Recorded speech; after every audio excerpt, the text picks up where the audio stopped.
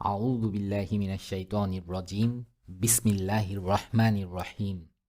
সূরা আলে ইমরান। পরম করুণাময় মেহেরবান আল্লাহর নামে।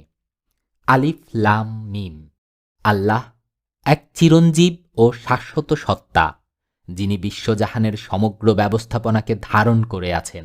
আসলে তিনি ছাড়া আর কোনো ইলাহ নেই। তিনি তোমার উপর এই কিতাব নাজিল করেছেন, যা সত্যের বাণী বহন করে এনেছে এবং আগের কিতাবগুলোর সত্যতা প্রমাণ করছে। আর তিনি তাওরাত ও ইনজিল নাজিল করেছিলেন এর আগে মানুষের হিদায়েতের জন্য। আর তিনি মানদণ্ড নাজিল করেছেন যা সত্য ও মিথ্যার মধ্যে পার্থক্য করে দেয়। এখন যারা আল্লাহর বিধানসমূহ মেনে নিতে অস্বীকার করবে তারা অবশ্যই কঠিন শাস্তি পাবে।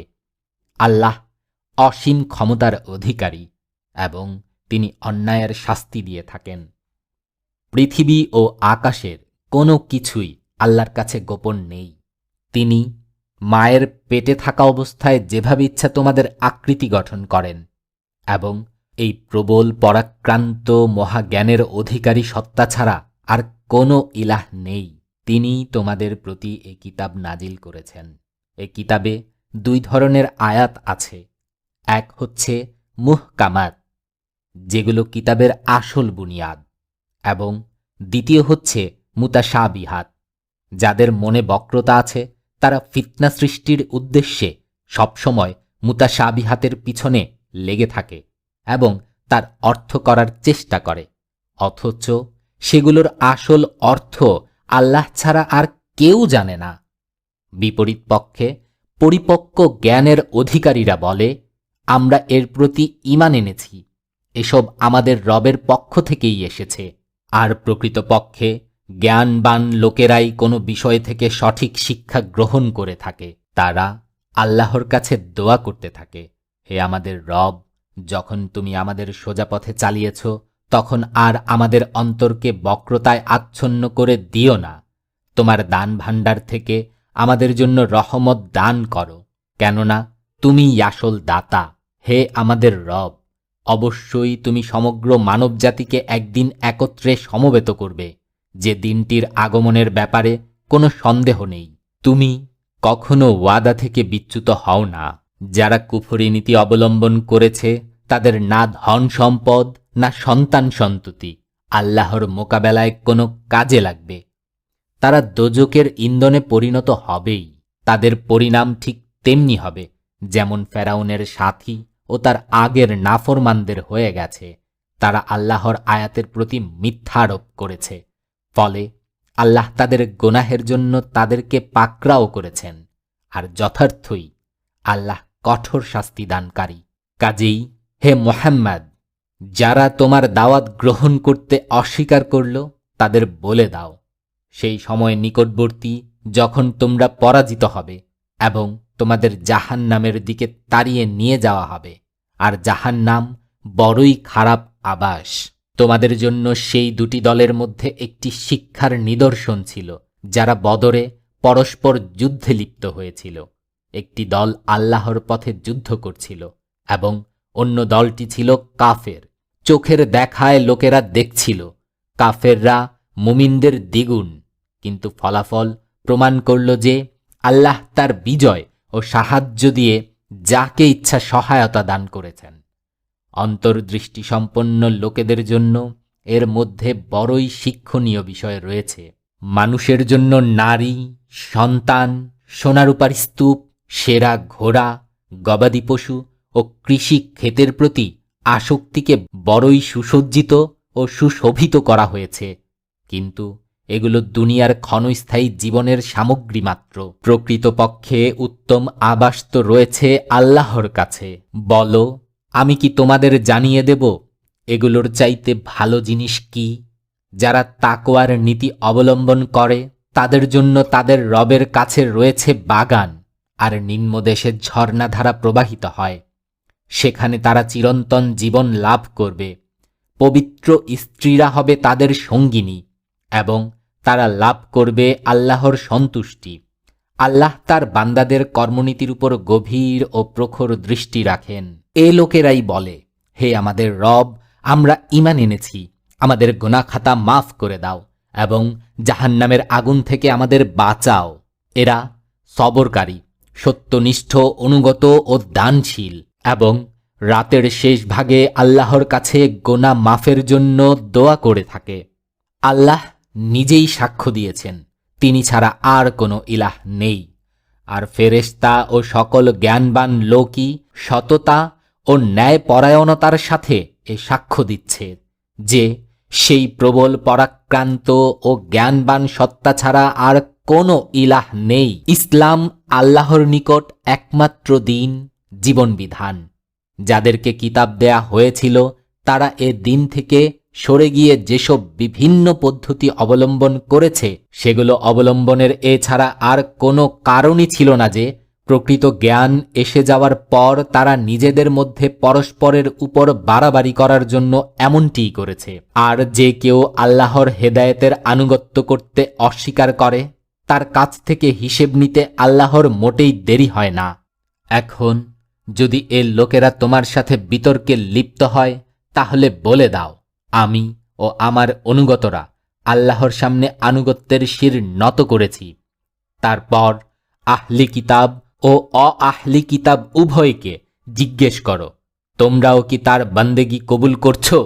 যদি করে থাকে তাহলে ন্যায় ও সত্যের পথ লাভ করেছে, আর যদি তা থেকে মুখ ফিরিয়ে নিয়ে থাকে তাহলে তোমার উপর কেবলমাত্র পয়গাম পৌঁছিয়ে দেবার দায়িত্বই অর্পিত হয়েছিল। পরবর্তী পর্যায়ে আল্লাহ নিজেই তার বান্দাদের অবস্থা দেখবেন, যারা আল্লাহর বিধান ও হিদায়েত মানতে অস্বীকার করে এবং তার নবীদেরকে অন্যায়ভাবে হত্যা করে, আর এমন লোকেদের প্রাণ সংহার করে যারা মানুষের মধ্যে ন্যায়, ইনসাফ ও সততার নির্দেশ দেবার জন্য এগিয়ে আসে। তাদের কঠিন শাস্তির সুসংবাদ দাও।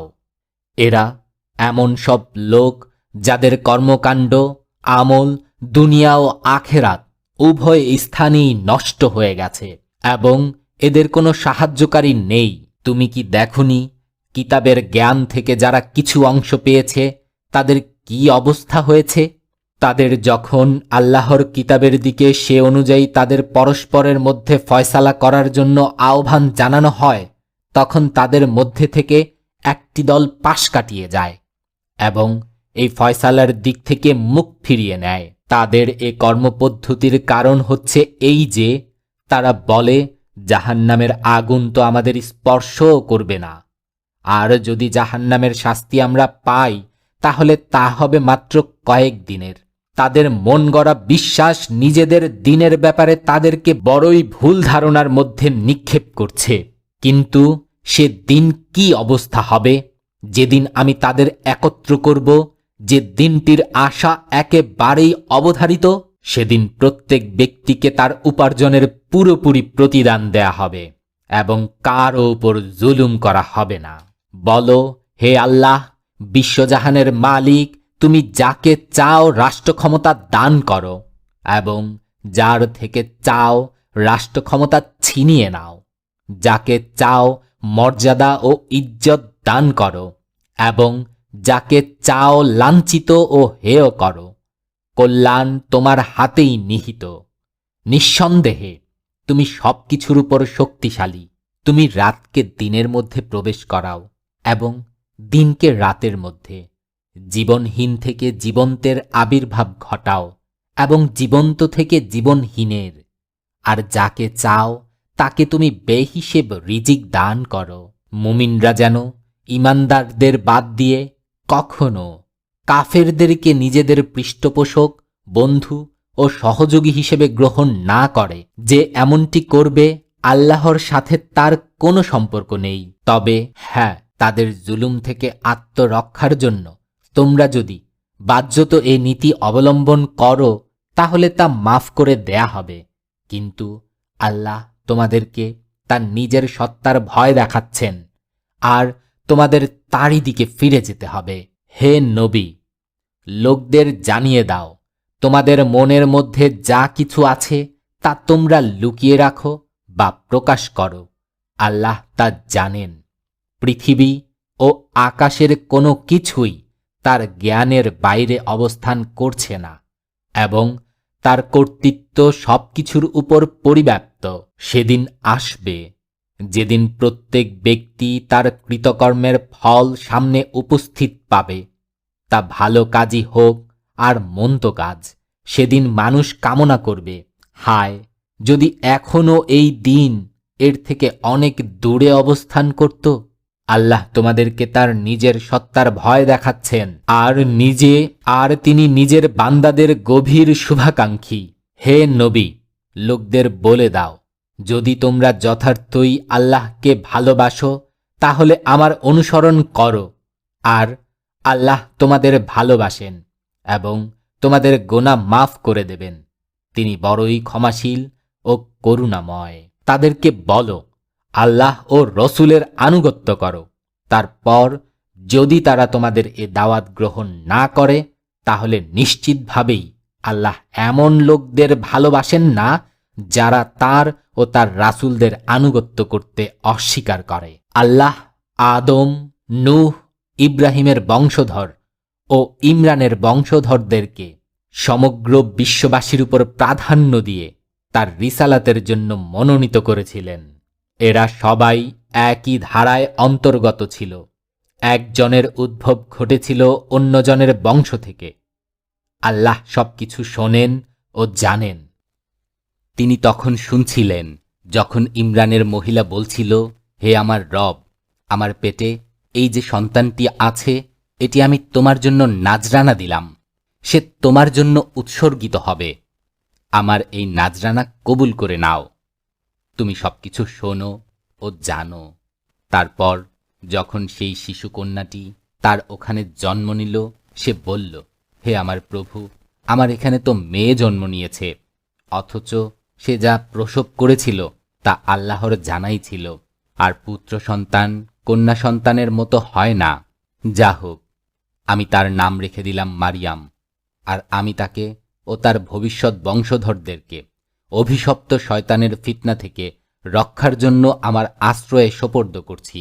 অবশেষে তার রব কন্যা সন্তানটিকে সন্তুষ্টি সহকারে কবুল করে নিলেন, তাকে খুব ভালো মেয়ে হিসেবে গড়ে তুললেন এবং জাকারিয়াকে বানিয়ে দিলেন তার অভিভাবক। জাকারিয়া যখনই তার কাছে মিহরাবে যেত, তার কাছে কিছু না কিছু পানাহার সামগ্রী পেত। জিজ্ঞেস করত, মারিয়াম, এগুলো তোমার কাছে কোথা থেকে এলো? সে জবাব দিত, আল্লাহর কাছ থেকে এসেছে। আল্লাহ যাকে চান বেহিসেব দান করেন। এ অবস্থা দেখে জাকারিয়া তার রবের কাছে প্রার্থনা করল, হে আমার রব, তোমার বিশেষ ক্ষমতা বলে আমাকে সৎ সন্তান দান করো। তুমি প্রার্থনা শ্রবণকারী। যখন তিনি মেহরাবে দাঁড়িয়ে নামাজ পড়ছিলেন, তখন এর জবাবে তাকে ফেরেশতাগণ বলল, আল্লাহ তোমাকে ইয়াহিয়ার সুসংবাদ দান করেছেন। সে আল্লাহর পক্ষ থেকে একটি ফরমানের সত্যতা প্রমাণকারী হিসেবে আসবে। তার মধ্যে নেতৃত্ব ও সততার গুণাবলী থাকবে। সে পরিপূর্ণ সংযমী হবে, নবুয়াতের অধিকারী হবে এবং সৎকর্মশীলদের মধ্যে গণ্য হবে। জাকারিয়া বলল, হে আমার রব, আমার সন্তান হবে কেমন করে? আমি তো বুড়ো হয়ে গেছি এবং আমার স্ত্রী তো বন্ধ্যা। জবাব এলো, এমনটিই হবে। আল্লাহ যা চান তাই করেন। আরজ করল, হে প্রভু, তাহলে আমার জন্য কোনো নিশানি ঠিক করে দাও। জবাব দিলেন, নিশানি হচ্ছে এই যে তুমি 3 দিন পর্যন্ত মানুষের সাথে ইশারা ইঙ্গিত ছাড়া কোনো কথা বলবে না।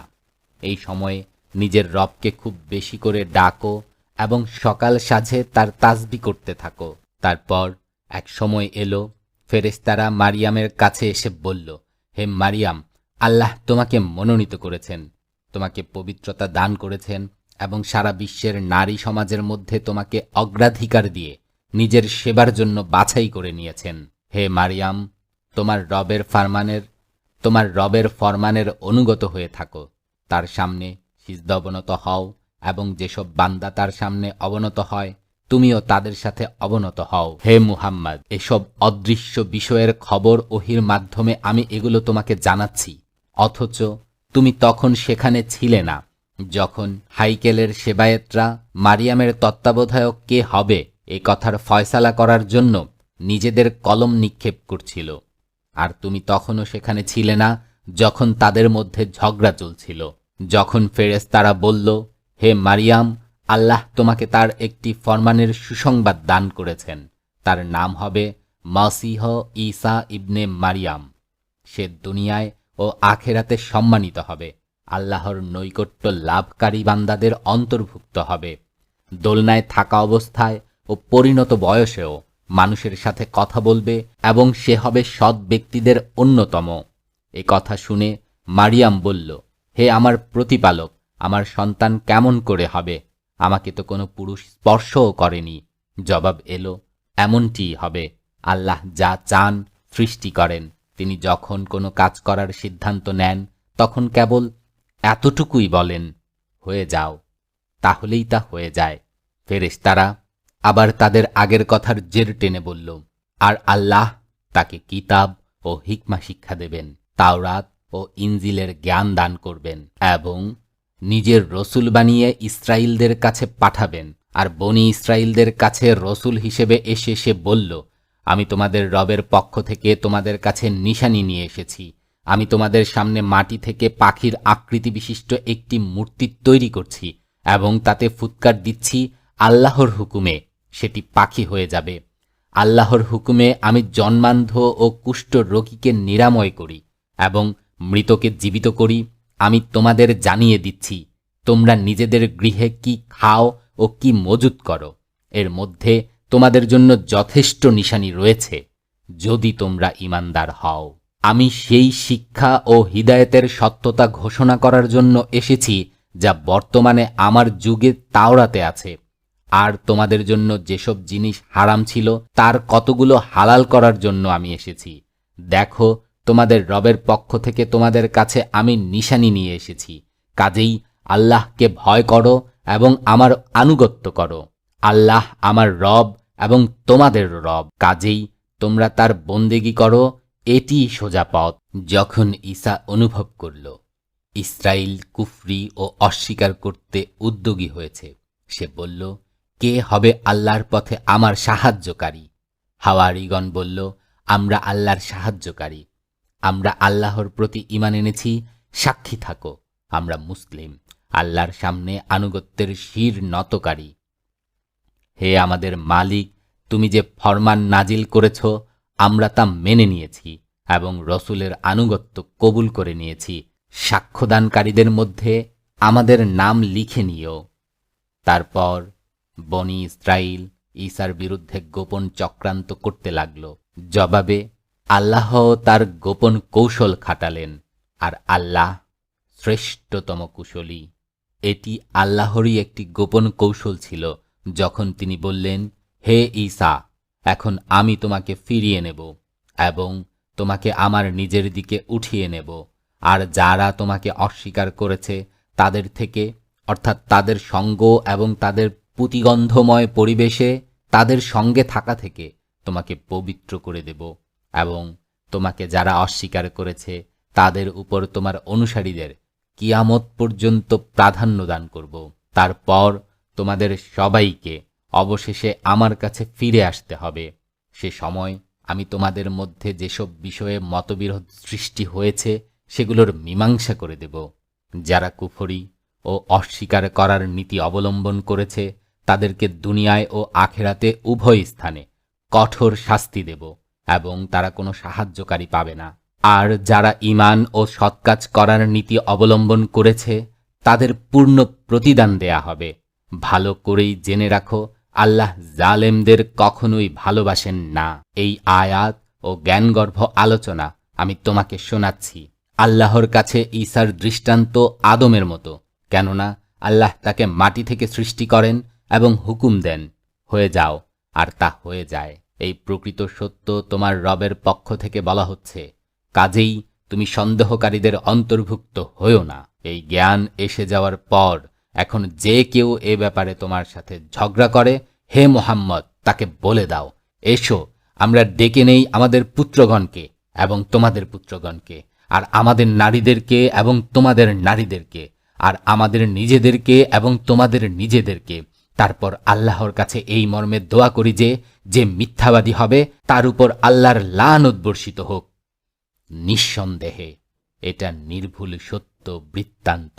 প্রকৃতপক্ষে আল্লাহ ছাড়া আর কোনো ইলাহ নেই, আর আল্লাহর সত্তা প্রবল, পরাক্রান্ত এবং তার জ্ঞান ও কর্মকৌশল সমগ্র বিশ্ব ব্যবস্থায় সক্রিয়। কাজেই এরা যদি এই শর্তে মোকাবেলায় আসার ব্যাপারে মুখ ফিরিয়ে নেয়, তাহলে তারা যে ফাসাদকারী একথা পরিষ্কার হয়ে যাবে, এবং আল্লাহ অবশ্যই ফাসাদকারীদের অবস্থা ভালো করেই জানেন। বলো, হে আহলি কিতাব, এসো এমন একটি কথার দিকে যা আমাদের ও তোমাদের মধ্যে একই ধরনের। তা হচ্ছে, আমরা আল্লাহ ছাড়া কারোর বন্দেগী ও দাসত্ব করব না, তার সাথে কাউকে শরিক করব না, আর আমাদের কেউ আল্লাহ ছাড়া আর কাউকেও নিজের রব হিসেবে গ্রহণ করবে না। যদি তারা এ দাওয়াত গ্রহণ করতে প্রস্তুত না হয়, তাহলে পরিষ্কার বলে দাও, তোমরা সাক্ষী থাকো, আমরা অবশ্যই মুসলিম, একমাত্র আল্লাহর বন্দেগী ও আনুগত্যকারী। হে আহলে কিতাব, তোমরা ইব্রাহিমের ব্যাপারে আমার সাথে ঝগড়া করছো কেন? তাওরাত ও ইনজিল তো ইব্রাহিমের পরে নাজিল হয়েছে, তাহলে তোমরা কি এতটুকু কথাও বোঝো না? তোমরা যেসব ব্যাপারে জ্ঞান রাখো সেগুলোর ব্যাপারে বেশ তর্ক করলে, এখন আবার সেগুলোর ব্যাপারেও বিতর্ক করতে চললে কেন, যেগুলোর কোনো জ্ঞান তোমাদের নেই? আল্লাহ জানেন, কিন্তু তোমরা জানো না। ইব্রাহিম ইহুদি ছিল না, খ্রিস্টানও ছিল না, বরং সে তো ছিল একজন একনিষ্ঠ মুসলিম, এবং সে কখনো মুশরিকদের অন্তর্ভুক্ত ছিল না। ইব্রাহিমের যারা অনুসরণ করেছে তারাই তার সাথে ঘনিষ্ঠতম সম্পর্ক রাখার অধিকারী, আর এখন এই নবী এবং এর উপর যারা ঈমান এনেছে তারাই এই সম্পর্ক রাখার বেশি অধিকারী। আল্লাহ কেবল তাদেরই সমর্থক ও সাহায্যকারী যারা ঈমান এনেছে। হে ঈমানদারগণ, আহলি কিতাবদের মধ্যে থেকে একটি দল যে কোনো রকমে তোমাদের সত্য ও ন্যায়ের পথ থেকে বিচ্যুত করতে চায়, অথচ তারা নিজেদের ছাড়া আর কাউকেই বিপদগামী করছে না, কিন্তু তারা এটা উপলব্ধি করতে পারে না। হে আহলি কিতাব, কেন আল্লাহর আয়াত অস্বীকার করছ, অথচ তোমরা নিজেরাই তা প্রত্যক্ষ করছ? হে আহলি কিতাব, কেন সত্যের গায়ে মিথ্যার প্রলেপ লাগিয়ে তাকে সন্দেহযুক্ত করে তুলছ? কেন জেনে বুঝে সত্যকে গোপন করছ? আহলে কিতাবদের একটি দল বলে, এই নবীকে যারা মেনে নিয়েছে তাদের উপর যা কিছু নাজিল হয়েছে তার প্রতি তোমরা সকালবেলায় ঈমান আনো এবং সাঁঝের বেলায় তা অস্বীকার করো। সম্ভবত এই উপায়ে লোকেরা নিজেদের ঈমান থেকে ফিরে যাবে। তাছাড়া এই লোকেরা পরস্পর বলাবলি করে, নিজের ধর্মের লোক ছাড়া আর কারো কথা মেনে নিও না। হে নবী, এদের বলে দাও, আল্লাহর হিদায়তই তো আসল হিদায়ত, এবং এটা তো তারই নীতি যে একসময় যা তোমাদের দেয়া হয়েছিল তাই অন্যজনকে দেয়া হবে, অথবা অন্যেরা তোমাদের রবের কাছে তোমাদের বিরুদ্ধে পেশ করার জন্য শক্তিশালী প্রমাণ পেয়ে যাবে। হে নবী, তাদের বলে দাও, অনুগ্রহ ও মর্যাদা আল্লাহর ইখতিয়ারভুক্ত, যাকে ইচ্ছা তিনি তা দান করেন। তিনি ব্যাপক দৃষ্টির অধিকারী এবং সবকিছু জানেন। নিজের রহমতের জন্য তিনি যাকে চান নির্ধারিত করে নেন, এবং তার অনুগ্রহ বিশাল ব্যাপ্তির অধিকারী। আহলে কিতাবদের মধ্যে কেউ এমন আছে, তার উপর আস্থা স্থাপন করে যদি তাকে সম্পদের স্তূপ দান করো, তাহলেও সে তোমার সম্পদ তোমাকে ফিরিয়ে দেবে। আবার তাদের কারো অবস্থা এমন যে তুমি তার উপর একটিমাত্র দিনারের ব্যাপারে আস্থা স্থাপন করো, তাহলে সে তো তোমাকে ফিরিয়ে দেবে না, তবে যদি তোমরা তার উপর চড়াও হয়ে যাও। তাদের এই নৈতিক অবস্থার কারণ হচ্ছে এই যে তারা বলে, নিরক্ষরদের, অইহুদিদের ব্যাপারে আমাদের কোনো দায়িত্ব নেই। আর এটা একটা সম্পূর্ণ মিথ্যা বানোয়াট কথা তারা আল্লাহর প্রতি আরোপ করছে, অথচ তারা জানে আল্লাহ এমন কোনো কথা বলেননি। আচ্ছা, তাদেরকে জিজ্ঞাসাবাদ করা হবে না কেন? যে ব্যক্তি তার অঙ্গীকার পূর্ণ করবে এবং অসৎ কাজ থেকে দূরে থাকবে, সে আল্লাহর প্রিয় ভাজন হবে, কারণ আল্লাহ মুত্তাকিদের ভালোবাসেন। আর যারা আল্লাহর সাথে করা অঙ্গীকার ও নিজের শপথ সামান্য দামে বিকিয়ে দেয়, তাদের জন্য আখেরাতে কোনো অংশ নেই। কিয়ামতের দিন আল্লাহ তাদের সাথে কথা বলবেন না, তাদের দিকে তাকাবেন না এবং তাদেরকে পাক পবিত্রও করবেন না, বরং তাদের জন্য রয়েছে কঠোর যন্ত্রণাদায়ক শাস্তি। তাদের মধ্যে কিছু লোক আছে, তারা কিতাব পড়ার সময় এমনভাবে জিভ ওলটপালট করে যে তোমরা মনে করতে থাকো তারা কিতাবেরই ইবারত পড়ছে, অথচ তা কিতাবের ইবারত নয়। তারা বলে যা কিছু আমরা পড়ছি তা আল্লাহর কাছ থেকেই পাওয়া, অথচ তা আল্লাহর কাছ থেকে পাওয়া নয়। তারা জেনে বুঝে আল্লাহর উপর মিথ্যারোপ করে। কোনো ব্যক্তিকে আল্লাহ কিতাব, হিকমা ও নবুয়াত দান করবেন, আর সে লোকদের বলে বেড়াবে তোমরা আল্লাহর পরিবর্তে আমার দাস হয়ে যাও, এটা তার জন্য শোভনীয় নয়। সে তো এ কথাই বলবে তোমরা খাঁটি রব্বানী হয়ে যাও, যেমন এই কিতাবের দাবি যা তোমরা পড়ো এবং অন্যদের পড়াও। তারা তোমাদের কখনো বলবে না ফেরেশতা ও নবীদেরকে তোমাদের রব হিসেবে গ্রহণ করো। তোমরা যখন মুসলিম তখন তোমাদেরকে কুফরির হুকুম দেওয়া একজন নবীর পক্ষে কি সম্ভব? স্মরণ করো যখন আল্লাহ নবীদের থেকে এই মর্মে অঙ্গীকার নিয়েছিলেন, আজ আমি তোমাদের কিতাব ও হিকমা দান করেছি। কাল যদি অন্য একজন রসূল এই শিক্ষার সত্যতা ঘোষণা করে তোমাদের কাছে আসে যা আগে থেকেই তোমাদের কাছে আছে, তাহলে তোমাদের তার প্রতি ঈমান আনতে হবে এবং তাকে সাহায্য করতে হবে। এই বক্তব্য উপস্থাপন করার পর আল্লাহ জিজ্ঞেস করেন, তোমরা কি এ কথার স্বীকৃতি দিচ্ছ এবং আমার পক্ষ থেকে অঙ্গীকারের গুরু দায়িত্ব বহন করতে প্রস্তুত আছো? তারা বলল, হ্যাঁ, আমরা স্বীকার করলাম। আল্লাহ বললেন, আচ্ছা, তাহলে তোমরা সাক্ষী থাকো এবং আমিও তোমাদের সাথে সাক্ষী থাকলাম। এরপর যারাই এ অঙ্গীকার ভঙ্গ করবে তারাই হবে ফাসেক। এখন কি এরা আল্লাহর আনুগত্যের পথ, আল্লাহর দ্বীন ত্যাগ করে অন্য কোনো পথের সন্ধান করছে, অথচ আকাশ ও পৃথিবীর সবকিছুই স্বেচ্ছায় বা অনিচ্ছায় আল্লাহর হুকুমের অনুগত মুসলিম, এবং তারই দিকে সবাইকে ফিরে যেতে হবে। হে নবী, বলো, আমরা আল্লাহকে মানি, আমাদের উপর অবতীর্ণ শিক্ষাকে মানি, ইব্রাহিম, ইসমাইল, ইসহাক, ইয়াকুব সন্তানদের উপর অবতীর্ণ শিক্ষাকেও মানি, এবং মুসা, ঈসা ও অন্যান্য নবীদেরকে তাদের রবের পক্ষ থেকে যে হিদায়েত দান করা হয় তার উপরও ঈমান রাখি। আমরা তাদের মধ্যে পার্থক্য করি না এবং আল্লাহর হুকুমের অনুগত মুসলিম। এই আনুগত্য ইসলাম ছাড়া যে ব্যক্তি অন্য কোনো পদ্ধতি অবলম্বন করতে চায় তার সে পদ্ধতি কখনোই গ্রহণ করা হবে না এবং আখেরাতে সে হবে ব্যর্থ, আশাহত ও বঞ্চিত। ঈমানের নিয়ামত একবার লাভ করার পর পুনরায় যারা কুফরি পথ অবলম্বন করেছে তাদেরকে আল্লাহ হিদায়েত দান করবেন, এটা কেমন করে সম্ভব হতে পারে? অথচ তারা নিজেরা সাক্ষ্য দিয়েছে যে রসূল সত্যের উপর প্রতিষ্ঠিত এবং তার কাছে উজ্জ্বল নিদর্শন সমূহ এসেছে।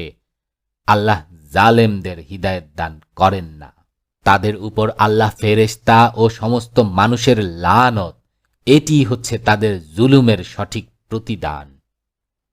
এই অবস্থায় তারা চিরদিন থাকবে, তাদের শাস্তি লঘু করা হবে না এবং তাদের বিরামও দেয়া হবে না।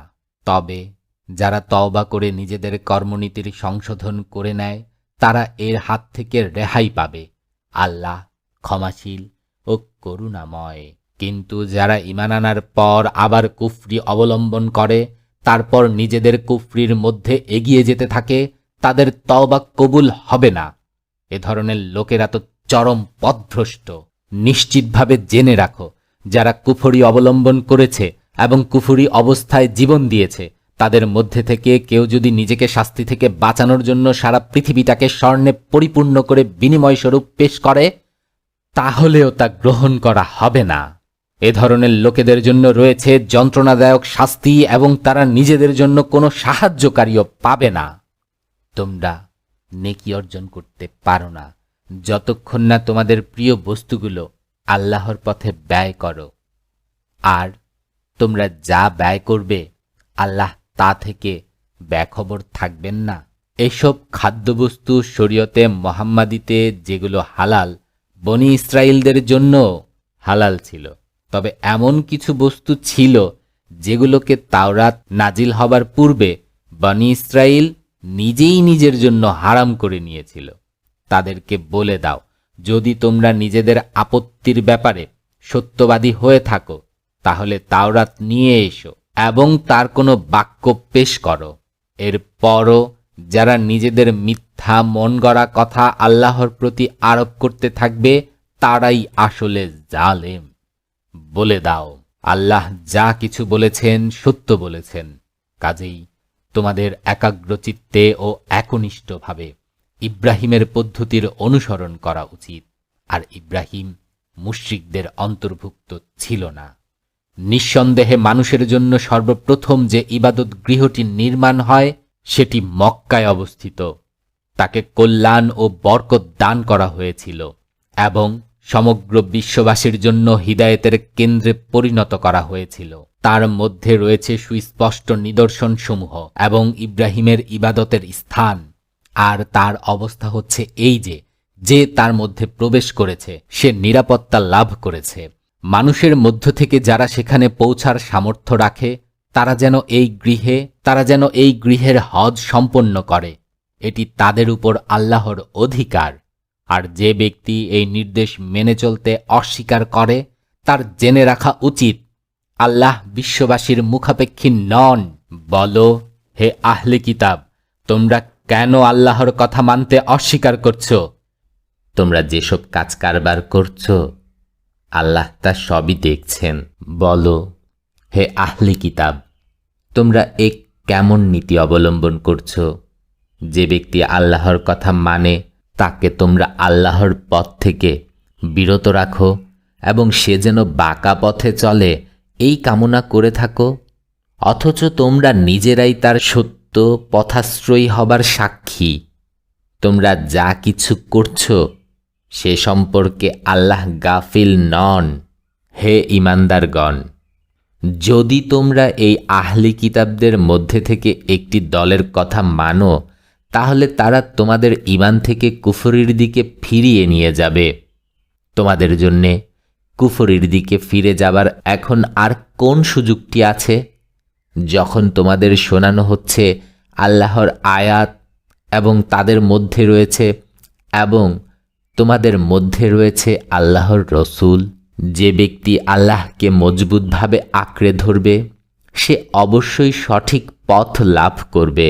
হে ঈমানদারগণ, তোমরা যথাযথভাবে আল্লাহকে ভয় করো। মুসলিম থাকা অবস্থায় ছাড়া যেন তোমাদের মৃত্যু না হয়। তোমরা সবাই মিলে আল্লাহর রজ্জু মজবুতভাবে আঁকড়ে ধরো এবং দলাদলি করো না। আল্লাহ তোমাদের প্রতি যে অনুগ্রহ করেছেন সে কথা স্মরণ রেখো। তোমরা ছিলে পরস্পরের শত্রু, তিনি তোমাদের হৃদয়গুলো জুড়ে দিয়েছেন, ফলে তার অনুগ্রহ ও মেহেরবানিতে তোমরা ভাই ভাই হয়ে গেছো। তোমরা একটি অগ্নিকুণ্ডের কিনারে দাঁড়িয়েছিলে, আল্লাহ সেখান থেকে তোমাদের বাঁচিয়ে নিয়েছেন। এভাবেই আল্লাহ তার নিদর্শনসমূহ তোমাদের সামনে সুস্পষ্ট করে তোলেন। হয়তো এই নিদর্শনগুলোর মাধ্যমে তোমরা নিজেদের কল্যাণের সোজা সরল পথ দেখতে পাবে। তোমাদের মধ্যে এমন কিছু লোক অবশ্যই থাকতে হবে যারা নেকি ও সৎকর্মশীলতার দিকে আহ্বান জানাবে, ভালো কাজের নির্দেশ দেবে ও খারাপ কাজ থেকে বিরত রাখবে।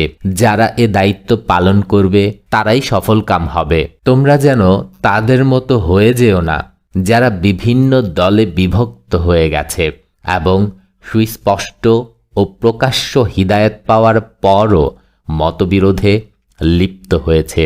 যারা এ নীতি অবলম্বন করেছে তারা সেদিন কঠিন শাস্তি পাবে, যেদিন কিছু লোকের মুখ উজ্জ্বল হয়ে উঠবে এবং কিছু লোকের মুখ কালো হয়ে যাবে।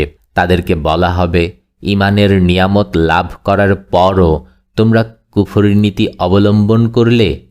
ঠিক আছে, তাহলে এখন এই নিয়ামত অস্বীকৃতির বিনিময়ে আযাবের স্বাদ গ্রহণ করো। আর যাদের চেহারা উজ্জ্বল হবে তারা আল্লাহর রহমতে আশ্রয় লাভ করবে এবং তারা চিরকাল এই অবস্থায় থাকবে। এগুলো আল্লাহর বাণী, তোমাকে যথাযথভাবে শুনিয়ে যাচ্ছি, কারণ দুনিয়াবাসীদের প্রতি জুলুম করার কোনো এরাদা আল্লাহর নেই।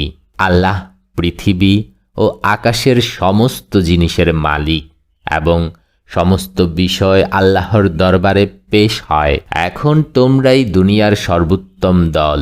তোমাদের কর্মক্ষেত্রে আনা হয়েছে মানুষের হিদায়েত ও সংস্কার সাধনের জন্য।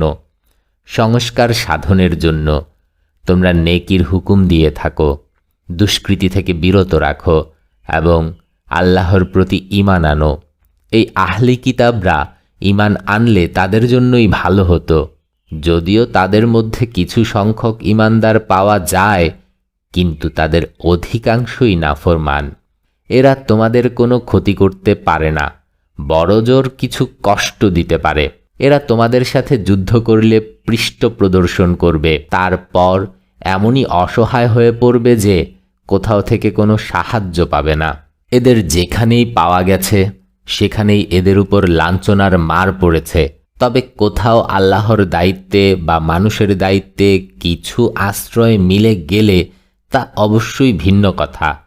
আল্লাহর গজব এদের ঘিরে ফেলেছে, এদের উপর মুখাপেক্ষিতা ও পরাজয় চাপিয়ে দেয়া হয়েছে। আর এই সব কিছুর কারণ হচ্ছে এই যে এরা আল্লাহর আয়াত অস্বীকার করতে থেকেছে এবং নবীদেরকে অন্যায়ভাবে হত্যা করেছে। এসব হচ্ছে এদের নাফরমানি ও বাড়াবাড়ির পরিণাম। কিন্তু সমস্ত আহলে কিতাব এক ধরনের নয়। এদের মধ্যে কিছু লোক রয়েছে যারা সত্য পথের উপর প্রতিষ্ঠিত। তারা রাতে আল্লাহর আয়াত পাঠ করে এবং তার সামনে সিজদা অবনত হয়। আল্লাহ ও আখিরাতের দিনের প্রতি ঈমান রাখে, সৎ কাজের নির্দেশ দেয়, অসৎ কাজ থেকে বিরত রাখে এবং কল্যাণ ও নেকির কাজে তৎপর থাকে। এরা সৎ লোক। এরা যে সৎ কাজই করবে তার অমর্যাদা করা হবে না। আল্লাহ মুত্তাকিদেরকে খুব ভালোভাবেই জানেন। আর যারা কুফরি নীতি অবলম্বন করেছে আল্লাহর মোকাবেলায়, তাদের ধন সম্পদ কোনো কাজে লাগবে না এবং তাদের সন্তান সন্ততিও। তারা তো আগুনের মধ্যে প্রবেশ করবে এবং সেখানেই তারা থাকবে চিরকাল। তারা তাদের এই দুনিয়ার জীবনে যা কিছু ব্যয় করেছে তার উপমা হচ্ছে এমন বাতাস যার মধ্যে আছে তুষারকণা। যারা নিজেদের উপর জুলুম করেছে তাদের শস্য ক্ষেতের উপর দিয়ে এই বাতাস প্রবাহিত হয় এবং তাকে ধ্বংস করে দেয়। আল্লাহ তাদের উপর জুলুম করেননি, বরং প্রকৃতপক্ষে এরা নিজেরাই নিজেদের উপর জুলুম করেছে। হে ঈমানদারগণ, তোমাদের নিজেদের জামায়াতের লোকেদের ছাড়া অন্য কাউকে তোমাদের গোপন কথার সাক্ষী করো না। তারা তোমাদের দুঃসময়ের সুযোগ গ্রহণ করতে কুণ্ঠিত হয় না। যা তোমাদের ক্ষতি করে তাই তাদের কাছে প্রিয়। তাদের মনের হিংসা ও বিদ্বেষ তাদের মুখ থেকে ঝরে পড়ে এবং যা কিছু তারা নিজেদের বুকের মধ্যে লুকিয়ে রেখেছে তা এর চাইতেও মারাত্মক। আমি তোমাদের পরিষ্কার হিদায়াত দান করেছি, তবে যদি তোমরা বুদ্ধিমান হও তাহলে তাদের সাথে সম্পর্ক রাখার সতর্কতা অবলম্বন করবে।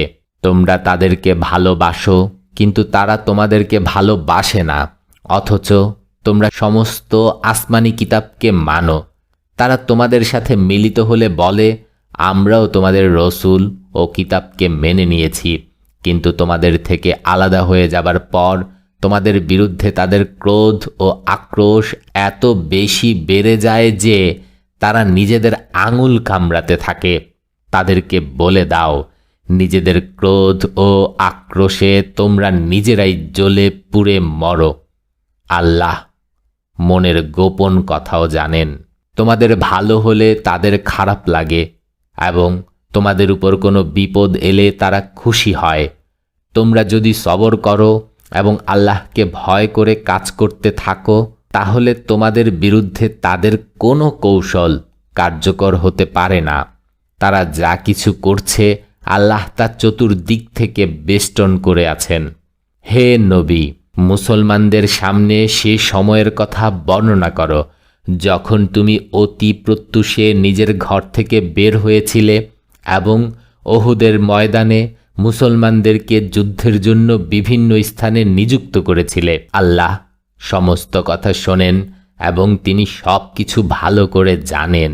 স্মরণ করো যখন তোমাদের দুটি দল কাপুরুষতার প্রদর্শনী করতে উদ্যোগী হয়েছিল, অথচ আল্লাহ তাদের সাহায্যের জন্য বর্তমান ছিলেন এবং মুমিনদের আল্লাহরই উপর ভরসা করা উচিত। এর আগে বদরের যুদ্ধে আল্লাহ তোমাদের সাহায্য করেছিলেন, অথচ তখন তোমরা অনেক দুর্বল ছিলে। কাজেই আল্লাহর নাশকরি করা থেকে তোমাদের দূরে থাকা উচিত। আশা করা যায় এবার তোমরা শকরগুজার হবে। স্মরণ করো যখন তুমি মুমিনদের বলেছিলে আল্লাহ তার নিজ হাজার ফেরেশতা নামিয়ে দিয়ে তোমাদের সাহায্য করবেন। এটা কি তোমাদের জন্য যথেষ্ট নয়? অবশ্যই যদি তোমরা সবর করো এবং আল্লাহকে ভয় করে কাজ করতে থাকো, তাহলে যে মুহূর্তে দুশমন তোমাদের উপর চড়াও হবে ঠিক তখনই তোমাদের রব 3000 নয় 5000 নিযুক্ত ফেরেশতা দিয়ে তোমাদের সাহায্য করবেন। এ কথা আল্লাহ তোমাদের এজন্য জানিয়ে দিলেন যে তোমরা এতে খুশি হবে এবং তোমাদের মন আশ্বস্ত হবে। বিজয় ও সাহায্য সব কিছুই আল্লাহর পক্ষ থেকে আসে। তিনি প্রবল পরাক্রান্ত ও মহাজ্ঞানী। আর এ সাহায্য তিনি তোমাদের এজন্য দেবেন যাতে কুফরির পথ অবলম্বনকারীদের একটি বাহু কেটে দেবার অথবা তাদের এমন লাঞ্ছনাপূর্ণ পরাজয় দান করার ফলে তারা নিরাশ হয়ে পশ্চাৎপসরণ করবে। হে নবী, চূড়ান্ত ফয়সালা করার ক্ষমতায় তোমার কোনো অংশ নেই। এটা আল্লাহর ক্ষমতা এখতিয়ারভুক্ত। তিনি চাইলে তাদের মাপ করে দেবেন, আবার চাইলে তাদের শাস্তি দেবেন, কারণ তারা জালেম। পৃথিবী ও আকাশে যা কিছু আছে সমস্তই আল্লাহর মালিকানাধীন। যাকে চান মাফ করে দেন এবং যাকে চান শাস্তি দেন। তিনি ক্ষমাশীল ও করুণাময়। হে ঈমানদারগণ, এই চক্রবৃদ্ধি হারে সুদ খাওয়া বন্ধ করো এবং আল্লাহকে ভয় করো। আশা করা যায় তোমরা সফলকাম হবে। সেই আগুন থেকে দূরে থাকো যা কাফেরদের জন্য তৈরি করা হয়েছে এবং আল্লাহ ও রসুলের হুকুম মেনে নাও। আশা করা যায় তোমাদের উপর রহম করা হবে। দৌড়ে চলো তোমাদের রবের ক্ষমার পথে এবং সেই পথে যা পৃথিবী ও আকাশের সমান প্রশস্ত জান্নাতের দিকে চলে গেছে, যা এমন সব আল্লাভীরু লোকেদের জন্য তৈরি করা হয়েছে যারা সচ্ছল ও অসচ্ছল সব অবস্থায় অর্থ সম্পদ ব্যয় করে এবং যারা ক্রোধ দমন করে এবং অন্যের দোষ ত্রুটি মাফ করে দেয়। এ ধরনের সৎলোকদের আল্লাহ অত্যন্ত ভালোবাসেন। আর যারা কখনো কোনো অশ্লীল কাজ করে ফেললে অথবা কোনো গুনাহের কাজ করে নিজেদের উপর জুলুম করে বসলে আবার সঙ্গে সঙ্গে আল্লাহর কথা স্মরণ হয়ে তার কাছে নিজেদের গোনা খাতার জন্য মাফ চায়, কারণ আল্লাহ ছাড়া আর কে গোনা মাফ করতে পারেন, এবং জেনে বুঝে নিজেদের কৃতকর্মের উপর জোর দেয় না। এ ধরনের লোকেদের যে প্রতিদান তাদের রবের কাছে আছে তা হচ্ছে এই যে তিনি তাদের মাফ করে দেবেন এবং এমন বাগিচায় তাদের প্রবেশ করাবেন যার পদদেশে ঝর্ণাধারা প্রবাহিত হবে। সেখানে তারা চিরকাল থাকবে। সৎ কাজ যারা করে তাদের জন্য কেমন চমৎকার প্রতিদান। তোমাদের আগে অনেক যুগ অতিক্রান্ত হয়েছে। পৃথিবীতে ঘোরাফেরা করে দেখে নাও, যারা আল্লাহর বিধান ও হিদায়েতকে মিথ্যা বলেছে তাদের পরিণাম কি হয়েছে। এটি এমন জাতির জন্য একটি সুস্পষ্ট সতর্কবাণী এবং যারা আল্লাহকে ভয় করে তাদের জন্য পথ নির্দেশ ও উপদেশ। মনমরা হয়ো না, দুঃখ করো না, তোমরাই বিজয়ী হবে যদি তোমরা মুমিন হয়ে থাকো। এখন যদি তোমাদের আঘাত লেগে থাকে তাহলে এর আগে এমনই ধরনের আঘাত লেগেছে তোমাদের বিরোধী পক্ষের গায়েও। এ তো কালের উত্থান পতন। মানুষের মধ্যে আমি এর আবর্তন করে থাকি। এ সময় ও অবস্থাটি তোমাদের উপর এজন্য আনা হয়েছে যে আল্লাহ দেখতে চান তোমাদের মধ্যে সাচ্চা মুমিন কে, আর তিনি তাদেরকে বাছাই করে নিতে চান যারা যথার্থ সত্য ও ন্যায়ের সাক্ষী হবে। কেননা জালেমদেরকে আল্লাহ পছন্দ করেন না, এবং তিনি এই পরীক্ষার মাধ্যমে সাচ্চা মুমিনদের বাছাই করে নিয়ে কাফেরদের চিহ্নিত করতে চাইছিলেন। তোমরা কি মনে করে রেখেছ তোমরা এমনিতেই জান্নাতে প্রবেশ করবে, অথচ এখনো আল্লাহ দেখেননি তোমাদের মধ্যে কে তার পথে প্রাণপণ যুদ্ধ করতে প্রস্তুত এবং কে তার জন্য সবরকারী। তোমরা তো মৃত্যুর আকাঙ্ক্ষা করছিলে, কিন্তু এটা ছিল তখনকার কথা যখন মৃত্যু সামনে আসেনি। তবে এখন তা তোমাদের সামনে এসে গেছে এবং তোমরা সচক্ষে তা দেখছ। মুহাম্মদ একজন রসুল বই তো আর কিছুই নয়, তার আগে আরও অনেক রসুলও চলে গেছে। যদি সে মারা যায় বা নিহত হয় তাহলে তোমরা কি পেছনের দিকে ফিরে যাবে? মনে রেখো, যে পেছনের দিকে ফিরে যাবে সে আল্লাহর কোনো ক্ষতি করবে না। তবে যারা আল্লাহর কৃতজ্ঞ বান্দা হয়ে থাকবে তাদেরকে তিনি পুরস্কৃত করবেন। কোনো প্রাণী আল্লাহর অনুমতি ছাড়া মরতে পারে না। মৃত্যুর সময় তো লেখা আছে, যে ব্যক্তি দুনিয়াবি পুরস্কার লাভের আশায় কাজ করবে আমি তাকে দুনিয়া থেকেই দেব, আর যে ব্যক্তি পরকালীন পুরস্কার লাভের আশায় কাজ করবে সে পরকালের পুরস্কার পাবে, এবং শকরকারীদেরকে আমি অবশ্যই প্রতিদান দেব। এর আগে এমন অনেক নবী চলে গেছে যাদের সাথে মিলে বহু আল্লাহওয়ালা লড়াই করেছে। আল্লাহর পথে তাদের উপর যেসব বিপদ এসেছে তাতে তারা মনমরা ও হতাশ হয়নি, তারা দুর্বলতা দেখায়নি এবং তারা বাতিলের সামনে মাথা নত করে দেয়নি। এ ধরনের সবরকারীদেরকে আল্লাহ ভালোবাসেন। তাদের দোয়া কেবল এতটুকুই ছিল, হে আমাদের রব, আমাদের ভুল ত্রুটিগুলো ক্ষমা করে দাও। আমাদের কাজের ব্যাপারে যেখানে তোমার সীমা লঙ্ঘিত হয়েছে তা তুমি মাফ করে দাও। আমাদের পা মজবুত করে দাও এবং কাফেরদের মোকাবেলায় আমাদের সাহায্য করো। শেষ পর্যন্ত আল্লাহ তাদেরকে দুনিয়ার পুরস্কারও দিয়েছেন এবং তার চেয়ে ভালো আখেরাতের পুরস্কারও দান করেছেন।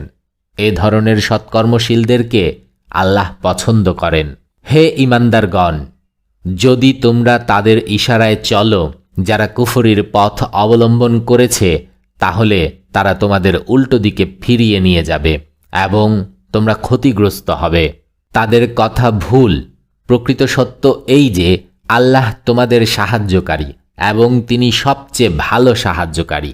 শীঘ্রই সেই সময় এসে যাবে যখন আমি সত্য অস্বীকারীদের মনের মধ্যে বিভীষিকা সৃষ্টি করে দেব, কারণ তারা আল্লাহর সাথে তার খোদাই কর্তৃত্বে অংশীদার করে, যার সপক্ষে আল্লাহ কোনো প্রমাণ অবতীর্ণ করেননি। তাদের শেষ আবাস জাহান্নাম এবং ওই জালেমদের ভাগ্যে জুটবে অত্যন্ত খারাপ আবাসস্থল।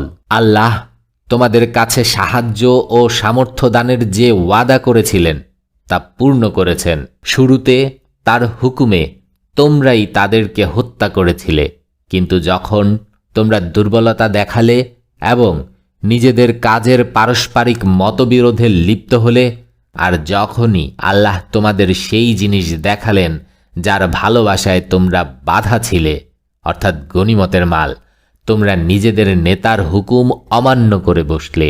কারণ তোমাদের কিছু লোক ছিল দুনিয়ার প্রত্যাশী আর কিছু লোকের কাম্য ছিল আখেরাত। তখনই আল্লাহ কাফেরদের মোকাবেলায় তোমাদেরকে পিছিয়ে দিলেন, তোমাদেরকে পরীক্ষা করার জন্য। তবে যথার্থই আল্লাহ এর পরও তোমাদের মাফ করে দিয়েছেন, কারণ মুমিনদের প্রতি আল্লাহ বড়ই অনুগ্রহের দৃষ্টি রাখেন।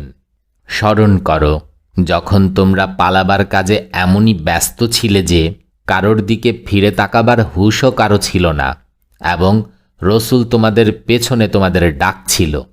সে সময় তোমাদের এ হেন আচরণের প্রতিফলস্বরূপ আল্লাহ তোমাদের দিলেন দুঃখের পর দুঃখ। এভাবে তোমরা ভবিষ্যতে এই শিক্ষা পাবে যে যা কিছু তোমাদের হাত থেকে বের হয়ে যায় অথবা যে বিপদই তোমাদের উপর নাজিল হয় সে ব্যাপারে দুঃখিত হবে না। আল্লাহ তোমাদের সমস্ত কার্যকলাপ সম্পর্কে জানেন। এ দুঃখের পর আল্লাহ তোমাদের কিছু লোককে আবার এমন প্রশান্তি দান করলেন যে তারা তন্দ্রাচ্ছন্ন হয়ে পড়ল। কিন্তু আরেকটি দল নিজের স্বার্থই ছিল যার কাছে বেশি গুরুত্বপূর্ণ, আল্লাহ সম্পর্কে নানান ধরনের জাহিলি ধারণা পোষণ করতে থাকল, যা ছিল একেবারেই সত্যবিরোধী। তারা এখন বলছে, এই কাজ পরিচালনার ব্যাপারে আমাদেরও কি কোনো অংশ আছে? তাদের বলে দাও, কারও কোনো অংশ নেই। এ কাজেই সমস্ত ইখতিয়ার রয়েছে একমাত্র আল্লাহর হাতে। আসলে এরা নিজেদের মনের মধ্যে যে কথা লুকিয়ে রেখেছে তা তোমাদের সামনে প্রকাশ করে না। এদের আসল বক্তব্য হচ্ছে, যদি নেতৃত্ব ক্ষমতায় আমাদের কোনো অংশ থাকত তাহলে আমরা মারা পড়তাম না। ওদেরকে বলে দাও, যদি তোমরা নিজেদের গৃহে অবস্থান করতে তাহলেও যাদের মৃত্যু লেখা হয়ে গিয়েছিল তারা নিজেরাই নিজেদের বদ্ধভূমির দিকে এগিয়ে আসত। আর এই যে বিষয়টি সংঘটিত হলো, এটি এজন্য ছিল যে তোমাদের বুকের মধ্যে যা কিছু গোপন রয়েছে আল্লাহ তা পরীক্ষা করে নেবেন এবং তোমাদের মনের মধ্যে যে গলদ রয়েছে তা দূর করে দেবেন। আল্লাহ মনের অবস্থা খুব ভালো করেই জানেন। তোমাদের মধ্যে থেকে যারা মোকাবেলার দিন পৃষ্ঠ প্রদর্শন করেছিল তাদের এ পদস্খলনের কারণ এই ছিল যে তাদের কোনো কোনো দুর্বলতার কারণে শয়তান তাদের পা টলিয়ে দিয়েছিল। আল্লাহ তাদেরকে ক্ষমা করে দিয়েছেন। আল্লাহ বড়ই ক্ষমাশীল ও সহনশীল। হে ঈমানদারগণ, কাফেরদের মতো কথা বলো না। তাদের আত্মীয় স্বজনরা কখনো সফরে গেলে অথবা যুদ্ধে অংশগ্রহণ করলে এবং সেখানে কোনো দুর্ঘটনায় পতিত হলে তারা বলে, যদি তারা আমাদের কাছে থাকত তাহলে মারা যেত না এবং নিহত হতো না। এ ধরনের কথাকে আল্লাহ মানসিক খোদ ও আক্ষেপের কারণে পরিণত করেন। তাদের কথা সঠিক নয়, বরং জীবন মৃত্যু তো একমাত্র আল্লাহই দান করে থাকেন এবং তোমাদের সমস্ত কার্যকলাপের উপর তিনি দৃষ্টি রাখেন। যদি তোমরা আল্লাহর পথে নিহত হও বা মারা যাও তাহলে তোমরা আল্লাহর যে রহমত ও ক্ষমা লাভ করবে তা এরা যা কিছু জমা করে তার চাইতে ভালো। আর তোমরা মারা যাও বা নিহত হও, সব অবস্থায় তোমাদের অবশ্যই আল্লাহর দিকেই যেতে হবে। হে নবী, এটা আল্লাহর বড়ই অনুগ্রহ যে তোমার ব্যবহার তাদের প্রতি বড়ই কোমল। নয়তো যদি তুমি রুক্ষ স্বভাবের বা কঠোর চিত্ত হতে তাহলে তারা সবাই তোমার চারপাশ থেকে সরে যেত। তাদের ত্রুটি ক্ষমা করে দাও, তাদের জন্য মাগফিরাতের দোয়া করো এবং দিনের ব্যাপারে বিভিন্ন পরামর্শে তাদেরকে অন্তর্ভুক্ত করো। তারপর যখন কোনো মতের ভিত্তিতে তোমার স্থির সংকল্প হবে তখন আল্লাহর উপর ভরসা করো। আল্লাহ তাদেরকে পছন্দ করেন যারা তার উপর ভরসা করে, যারা তার উপর ভরসা করে কাজ করে। আল্লাহ যদি তোমাদের সাহায্য করেন তাহলে কোনো শক্তি তোমাদের উপর প্রাধান্য বিস্তার করতে পারবে না। আর যদি তিনি তোমাদের পরিত্যাগ করেন তাহলে এর পর কে আছে তোমাদের সাহায্য করার মতো? কাজেই সাচ্চা মুমিনদের আল্লাহর উপরই ভরসা করা উচিত। খেয়ানত করা কোনো নবীর কাজ হতে পারে না। যে ব্যক্তি খেয়ানত করবে কিয়ামতের দিন সে নিজের খেয়ানত করা জিনিস সহকারে হাজির হয়ে যাবে। তারপর প্রত্যেকেই তার উপার্জনের পুরোপুরি প্রতিদান পেয়ে যাবে এবং কারো প্রতি কোনো জুলুম করা হবে না। যে ব্যক্তি সবসময় আল্লাহর সন্তুষ্টি অনুযায়ী চলে সে কেমন করে এমন ব্যক্তির মতো কাজ করতে পারে যাকে আল্লাহর গজব ঘিরে ফেলেছে এবং যার শেষ আবাস জাহান্নাম, যা সবচেয়ে খারাপ আবাস। আল্লাহর কাছে এ উভয় ধরনের লোকেদের মধ্যে বহু পর্যায়ের পার্থক্য রয়েছে। আল্লাহ সবার কার্যকলাপের উপর নজর রাখেন। আসলে ঈমানদারদের মধ্যে তাদেরই মধ্যে থেকে একজন নবী পাঠিয়ে আল্লাহ মুমিনদের প্রতি অনুগ্রহ করেছেন। সে তার আয়াত তাদেরকে শোনায়, তাদের জীবনকে পরিশুদ্ধ ও সুবিন্যস্ত করে এবং তাদেরকে কিতাব ও জ্ঞান শিক্ষা দেয়। অথচ এর আগে এই লোকেরাই সুস্পষ্ট গোমরাহিতে লিপ্ত ছিল। তোমাদের উপর যখন বিপদ এসে পড়ল, তোমরা বলতে লাগলে, এ আবার কোথা থেকে এলো? তোমাদের এ অবস্থা কেন? অথচ বদরের যুদ্ধে এর দ্বিগুণ বিপদ তোমাদের মাধ্যমে তোমাদের বিরোধী পক্ষের উপর পড়েছিল। হে নবী, ওদের বলে দাও, তোমরা নিজেরাই বিপদ এনেছ। আল্লাহ প্রতিটি জিনিসের উপর শক্তিমান। যুদ্ধের দিন তোমাদের যে ক্ষতি হয় তা ছিল আল্লাহর হুকুমে, এবং তা এজন্যে ছিল যাতে আল্লাহ দেখে নেন তোমাদের মধ্যে কে মুমিন এবং কে মুনাফিক।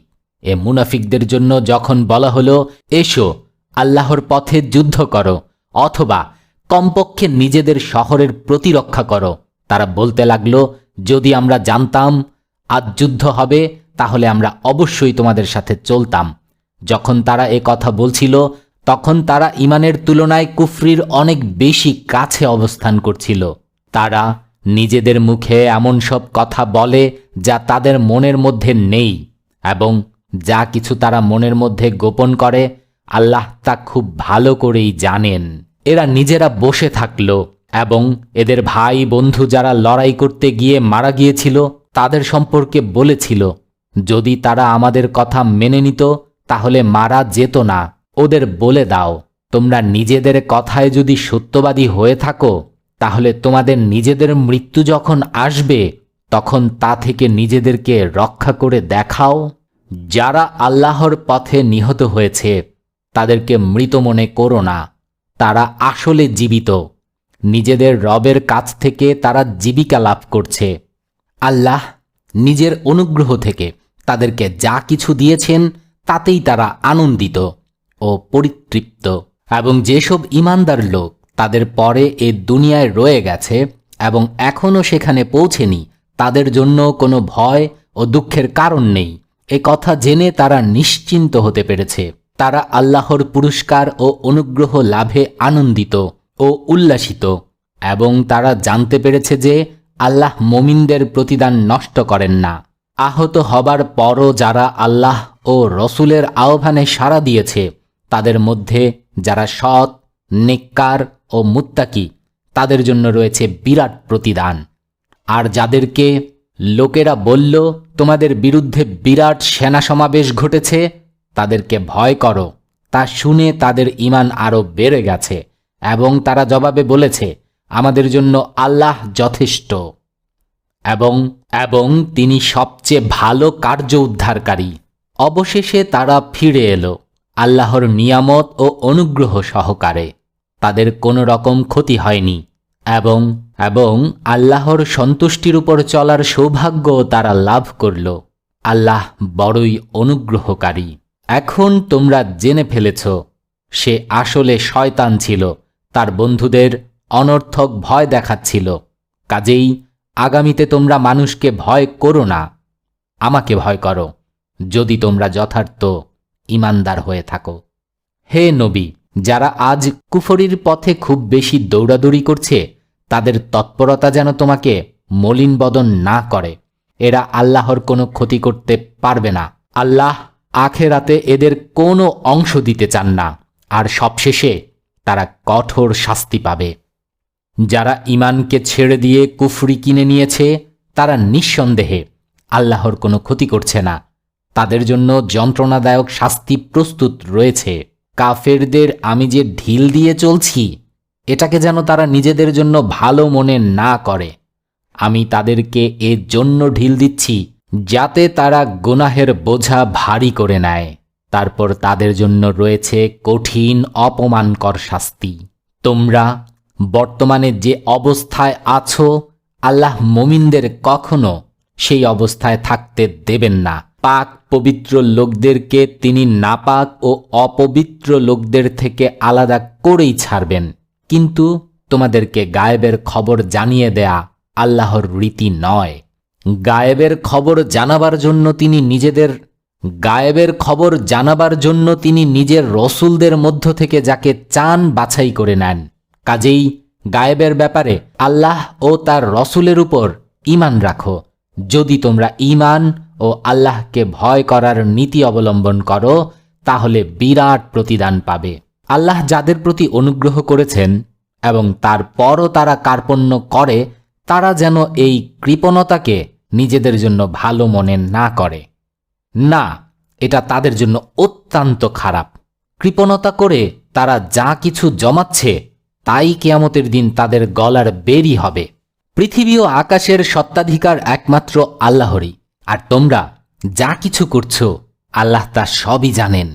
আল্লাহ তাদের কথা শুনছেন যারা বলে আল্লাহ গরিব এবং আমরা ধনী। এদের কথাও আমি লিখে নেব এবং এর আগে যে পয়গাম্বরদেরকে এরা অন্যায়ভাবে হত্যা করে এসেছে তাও এদের আমল নামায় বসিয়ে দেয়া হয়েছে। যখন ফয়সালার সময় আসবে তখন আমি তাদেরকে বলবো, এই নাও, এবার জাহান্নামের আযাবের মজা চাখো। এটা তোমাদের হাতের উপার্জন। আল্লাহ তার বান্দাদের জন্য জালেম নন। যারা বলে আল্লাহ আমাদের নির্দেশ দিয়েছেন, আমরা কাউকে রসুল বলে স্বীকার করব না যতক্ষণ না তিনি আমাদের সামনে এমন কুরবানি করবেন যাকে আগুন অদৃশ্য থেকে এসে খেয়ে ফেলবে। তাদেরকে বলো, আমার আগে তোমাদের কাছে অনেক রসুল এসেছেন, তারা অনেক উজ্জ্বল নিদর্শন এনেছিলেন এবং তোমরা যে নিদর্শনটির কথা বলছো সেটিও তারা এনেছিলেন। এক্ষেত্রে ঈমান আনার জন্য এই শর্ত পেশ করার ব্যাপারে যদি তোমরা সত্যবাদী হও তাহলে ওই রসুলদেরকে তোমরা হত্যা করেছিলে কেন? এখন হে মুহাম্মদ, যদি এরা তোমাকে মিথ্যা বলে থাকে তাহলে তোমার পূর্বে বহু রসুলকে মিথ্যা বলা হয়েছে। তারা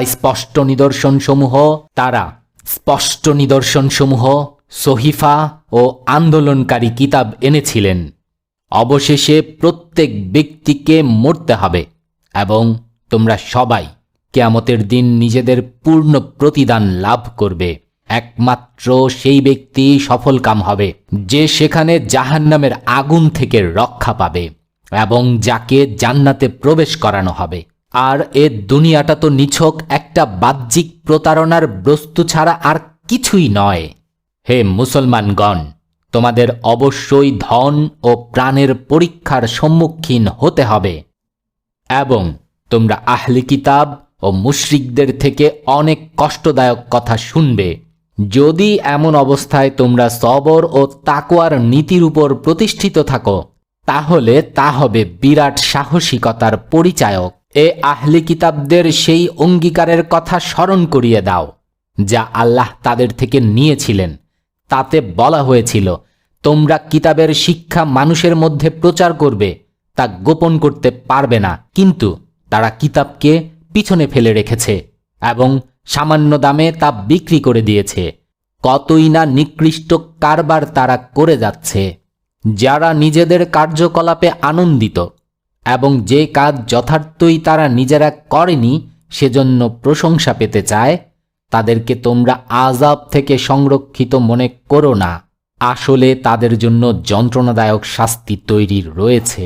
আল্লাহ পৃথিবী ও আকাশের মালিক এবং তার শক্তি সবকিছুকে পরিবেষ্টন করে রেখেছে। পৃথিবী ও আকাশের সৃষ্টি এবং তার রাত দিনের পালাক্রমে যাওয়া আসার মধ্যে সেই সমস্ত বুদ্ধিমান লোকেদের জন্য রয়েছে বহুতর নিদর্শন। যে সমস্ত বুদ্ধিমান লোক উঠতে, বসতে ও শয়নে সব অবস্থায় আল্লাহকে স্মরণ করে এবং আকাশ ও পৃথিবীর গঠনাকৃতি নিয়ে চিন্তা ভাবনা করে, তারা আপনা আপনি বলে ওঠে, হে আমাদের প্রভু, এসব তুমি অনর্থক ও উদ্দেশ্যহীনভাবে সৃষ্টি করনি। বাজে ও নিরর্থক কাজ করা থেকে তুমি পাক, পবিত্র ও মুক্ত। কাজেই হে প্রভু, জাহান্নামের আযাব থেকে আমাদের রক্ষা করো।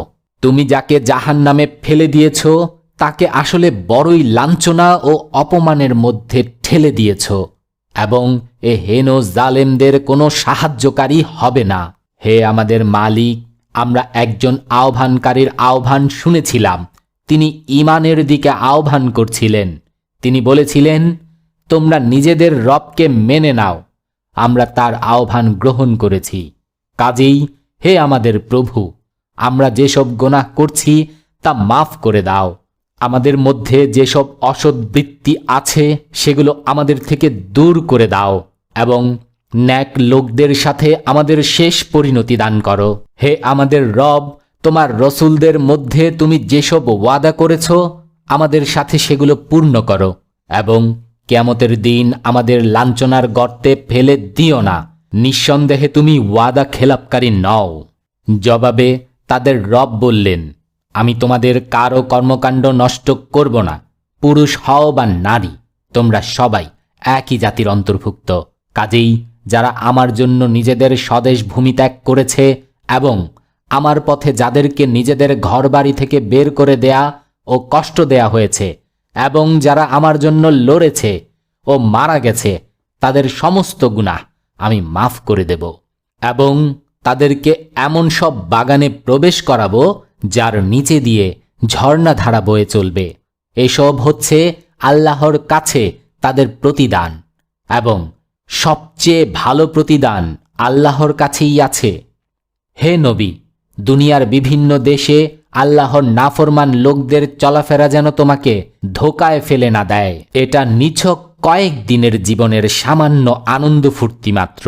তারপর এরা সবাই জাহান্নামে চলে যাবে, যা সবচেয়ে খারাপ স্থান। বিপরীত পক্ষে যারা নিজেদের রবকে ভয় করে জীবনযাপন করে, তাদের জন্য এমন সব বাগান রয়েছে যার নিচে দিয়ে ঝর্ণাধারা বয়ে চলছে, সেখানে তারা চিরদিন থাকবে। এ হচ্ছে আল্লাহর পক্ষ থেকে তাদের জন্য মেহমানদারির সরঞ্জাম। আর যা কিছু আল্লাহর কাছে আছে ন্যাক লোকেদের জন্য তাই ভালো। আহলি কিতাবদের মধ্যেও এমন কিছু লোক আছে যারা আল্লাহকে মানে, তোমাদের কাছে যে কিতাব পাঠানো হয়েছে তার উপর ঈমান আনে, এবং এর আগে তাদের নিজেদের কাছে যে কিতাব পাঠানো হয়েছিল তার উপরও ঈমান রাখে। যারা আল্লাহর সামনে বিনত মস্তক এবং আল্লাহর আয়াতকে সামান্য দামে বিক্রি করে না, তাদের প্রতিদান রয়েছে তাদের রবের কাছে, আর তিনি হিসেব চুকিয়ে দেবার ব্যাপারে দেরি করেন না। হে ঈমানদারগণ, সবরের পথ অবলম্বন করো, বাতিলপন্থীদের মোকাবেলায় দৃঢ়তা দেখাও, হকের খেদমত করার জন্য উঠে পড়ে লাগো, এবং আল্লাহকে ভয় করতে থাকো। আশা করা যায় তোমরা সফল কাম হবে।